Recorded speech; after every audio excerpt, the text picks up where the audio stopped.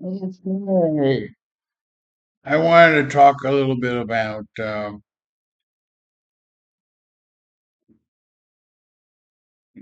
very good. Cambodia is not Scambodia. I'm Dr. Hugh Fox III. My father had a doctorate, American Foreign Language. My grandfather had a doctorate, and all three of them called Hugh Fox. So we have Hugh Fox Sr., my grandfather, Hugh Fox Jr., my father, but he hated being called Jr. And finally, myself, I'm the third, for whatever it's worth. Okay. Cambodia is not Cambodia. Let's be clear about that from the beginning. Scambodia, most of all, is reductive. It takes a complex nation and makes it into a cartoon. And Cambodia is a lot more than just the headline. Uh, History, culture, resilience, and transformation. And that's the story we should be focusing on. Yes, there is transnational crime in Southeast Asia. Yes, it's huge, but it is transnational. The money, the actors, uh, they're not in one nation. They're all over the place. I'm not going to mention any names. I don't want to insult any nations. But I have lived in Asia since 1999. So 26 years in Asia. Yeah, we have these gangs that take advantage of the fact that uh, you can do things in one nation and put your money in another nation and kind of use the whole nation state system to their advantage. Uh, so anyway, I went Cambodia. Okay, sure. There's transnational crime in Myanmar, there's transnational crime in Thailand, there's transnational crime in the Philippines. It involves a lot of people all over the place.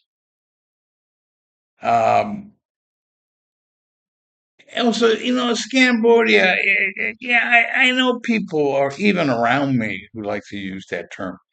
It's not a very useful concept. So we should be looking at solutions rather than just trying to come up with reductive, insulting terms. Um, and I just want to add my personal perspective. Again, I've lived 30 years in 10 countries. I've been living in six different countries in Asia since 1999.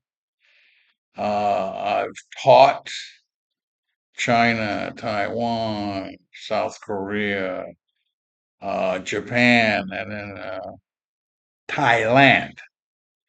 And I've been living in Cambodia, Siem Reap, for the last 9 years because, frankly, one of the things I really like is, in my experience, my personal experience, uh, no one's trying to scam me. People are pretty honest. I get correct change. People don't go, oh, it's a rich foreigner. Let's double the price. They don't do that. Um, and some places, if someone try you try someone's trying to scam you like every day. Here, once a year, if that. It's just not something I worry about on a daily basis. And yes, there are places where, you know, if you, I'm obviously not Asian. If you're not Asian, you look,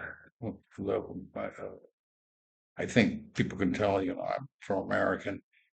The thing, oh, this guy's rich. We'll just go ahead and charge him whatever we can get away with. And it's very relaxing to be in a place where people, on the whole, are honest. I do, uh, using the internet, using YouTube, frankly, um, am very aware of the fact that Cambodia is going after scams in Cambodia like gangbusters, and someone should write an article about it. That's the story that needs to be told. Um, Cambodia is trying to get rid of what scams they do have, and thousands of people have been arrested, deported. You know, whole organizations have been dismantled. And ultimately, I think what should happen is a regional effort to uh, get rid of these gangs, these transnational gangs, and it's going to take a transnational approach ultimately. And I hope that I think it's the impetus to do that is in fact going on, but going to take a while.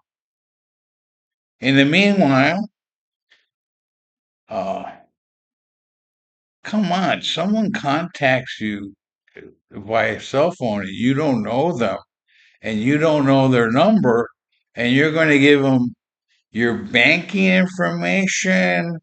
You're going to invest money with someone via the internet.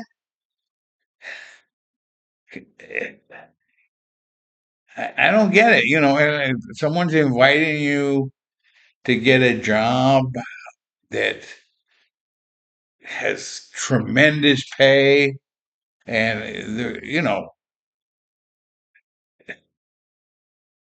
too good to. It sounds too good to be true. It probably isn't true. So, uh, be careful.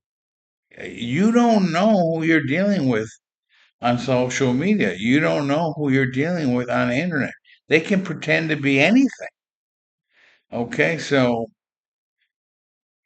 we need to have more education in that area. That the internet is fantastic. I like the internet. It's fantastic.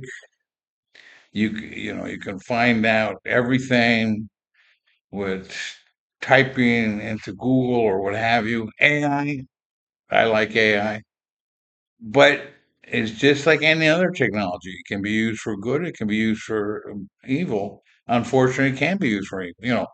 I don't think a pistol is intrinsically good or bad. But yeah, in the wrong hands, it's bad. In the right hands, well, policemen need them.